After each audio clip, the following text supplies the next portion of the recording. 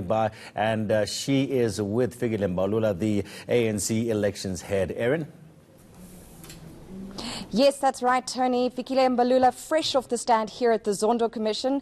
Former Minister, now head of the ANC Elections. How are you feeling, having now cleared your slate, really? Well, how would I say? I mean, I feel good to engage with the issues. This is what the Zondo Commission has been about, to open up a public discourse on the issue of the state capture and the events as and how they have unfolded in our space. For me, for what I've said in the National Executive Committee of the ANC. So I had to come here and account for what I said then in the NEC meeting. You did say, as you were getting off that seat, that you haven't sweated so much in your life. You've dealt with a lot in politics, and I'm interested to know, how are you feeling about the discrepancy between what you told the public protector and what you've said here? Well, I wouldn't regard that as a discrepancy. It is pointed at in terms of what we said then. The frame of mind was that we have been made to account about the appointment and the offering of the position, which is what informed my approach when I appeared before the public protector. Of course, there is inconsistency in as far as I've not dealt with the matter of the National Executive Committee and the events that unfolded between me and Ajay Gupta, which is what I did to respond to the affidavit of Trevor Manuel, as well as to the affidavit of retired General Spiwe Nyanda.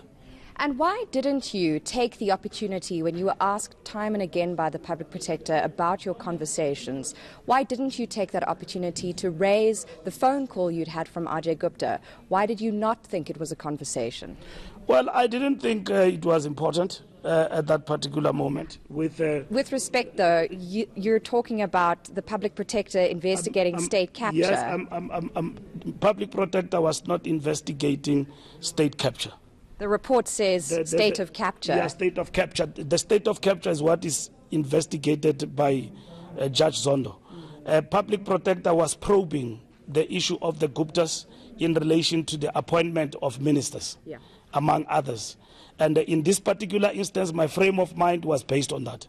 And the fact that some of the things that were raised in the discourse, that I was offered a position and then I was appointed by them. That is what informed me, which I vehemently deny. And still today, I was not appointed by them. They did not offer me a position. The fact, as you know them now, in terms of the truth, which is part I did not deal with regard to PP, I probably would have, I was supposed to deal with that, is the fact that it was a call for a congratulations. And which in that congratulations, it took me aback. And then I went to say, it is strange in the NEC that somebody says you will be minister of sports and recreation, and it turns out like that. So we need to deal with this particular matter. Yes, but I'm curious, what's changed between 2016 and now that you weren't willing to be as upfront with the public protector, and now you're speaking out so strongly about what happened, talking about what you said in the NEC in 2011? Because the grievance is that you say the Gupta brother Ajay Gupta phoned you to congratulate you. It wasn't a conversation, is what you said to the public protector, and it wasn't he who appointed you. It was, of course, the then President Jacob Zuma. But you weren't forthright with giving the public protector that information about the call. You said there was no conversation. Now you say there was. What's changed politically? It was not a conversation. But it was a phone call. It was a phone call. A conversation is when you sit down. Don't reduce this to semantics. When you discuss with somebody and he offers you a position, it's a discussion, it's a conversation. When somebody calls you and then you are shaken up and you freeze and you say, hey, and then he says you are going to be minister of that and therefore congratulations. It's not a conversation. And then the public protector at that time was dealing with the issue of appointment, which it was said that I was appointed by them. And then that is not the case. And then I'm a Gupta minister. That is what has been going around. And even then, leave the public protector, amidst heavy provocation about me being appointed by them and so on in the public discourse, I've not responded to that. I said, even in my tweets, and every time that matter was raised about my appointment, that I was not appointed by Guptas, I was appointed by the president. That's what I maintained. In relation to the Guptas and including my concluding remarks at the level of the public protector, I made it very clear that this thing and these perceptions are a problem, and we need a process to remedy that, and that is what I've been consistent about. Do you think you've become more outright and bold about allegations against the Guptas since President Jacob Zuma lost political power? I've been bold from the inception. 2011, I was a minister in President Jacob Zuma's cabinet. I raised that issue in the National Executive Committee meeting. So people who tell me stories today that, no, I am philandering towards those who are in power and I want to be in the good books. I raised this issue when I was in cabinet. I was a serving minister. But you didn't raise it with the president directly. What do you mean I didn't raise it with the president directly? I raised it in the NEC where he was there and there were witnesses. Yeah. What other platform will you ask for? So somebody could have said at that time that, what are you saying? He was there, I raised it in the meeting. And as you say, 80 other members or 79 other members of the ANC were there. Mum, looking down when that happened. Were you disappointed with your comrades? Look, I was disappointed, but I understood that I raised an issue that was a big elephant in the room, and but I was courageous to raise it. Probably it opened up later on towards this term of office and so on as these issues crop up. I mean, I remember the Guptas landing, and then I remember many other things that happened in relation to the Guptas. Comrades will be saying, Mbaks raised this thing with us. And Spiwe Nyanda came here. And he said Mbaks was, it was incredible what he actually did. Spiwe Nyanda said, yes, we're in the meeting, but we did not have the courage that Mbaks had. And that is revolutionary honesty to me. But I've come to accept the weaknesses that come with us being given positions and our inability to confront power. Because of those who are in power could be implicated probably in wrongdoing or whatever that is the case. I think we could have done better than where we are, but it is not like it is never done. Things have been attended to, and it will add to the experience of history.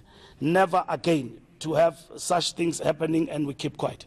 You didn't name that NEC member who rubbished what you said, who really dismissed you and alluded to a beer hall. Very disrespectful to someone speaking out quite emotively about a very difficult issue at the time. You say you were young, you had the courage of a young politician.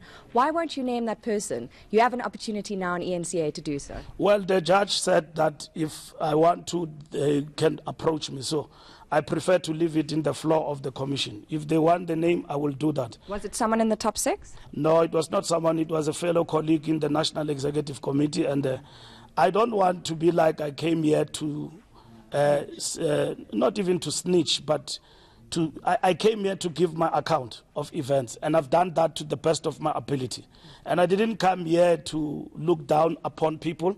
I came here to give an account of the Gupta issue and how I raised it, in which context and why politically I felt it is important for us to attend to that issue.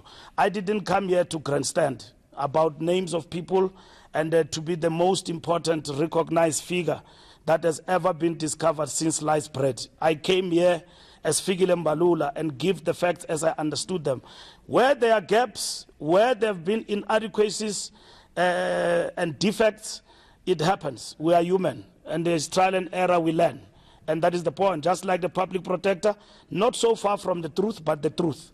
And I could have gone into the detail of today if I had to, but it is done in 2019. Yeah. And we know now about what happened in that meeting, which I never spoke about to anybody up until today. Thank you.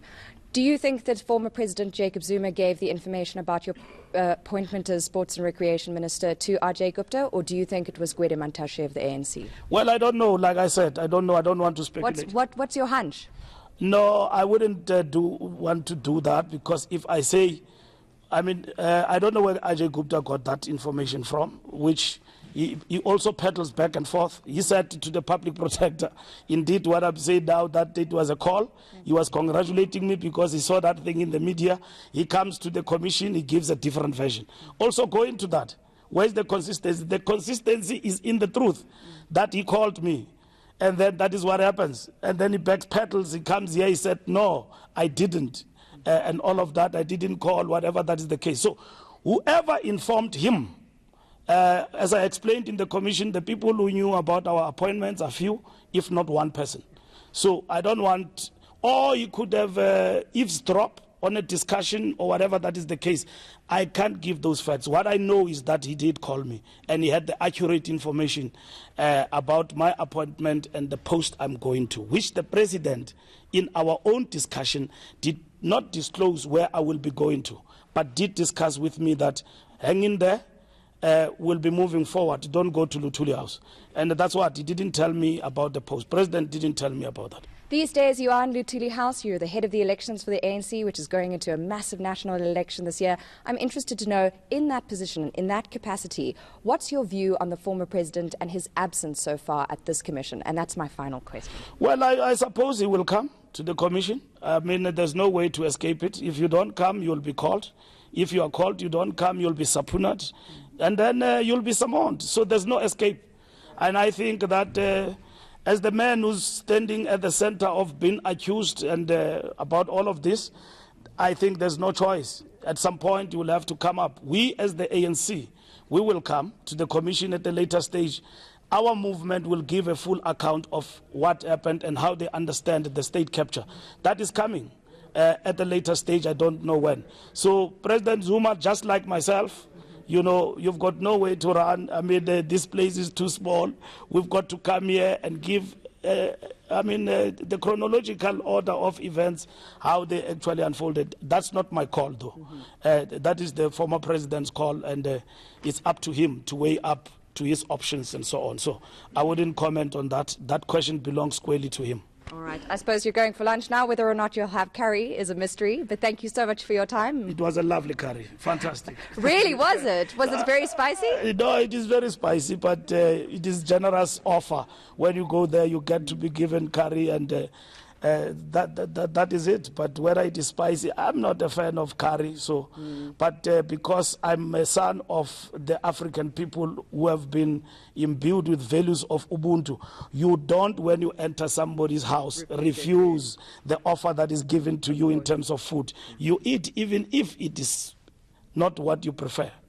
Fikile Mbalula, thank you so much for your time. There you have it, just coming off the stand from the state capture inquiry, where he's testified at most about the NEC meeting of 2011, August 2011, when Mbalula raised the issue of the Guptas in front of 80 ANC members. Erin Bates, I just have one question for you. People who know about our appointments are few, if not one person. Who on earth could he be talking about?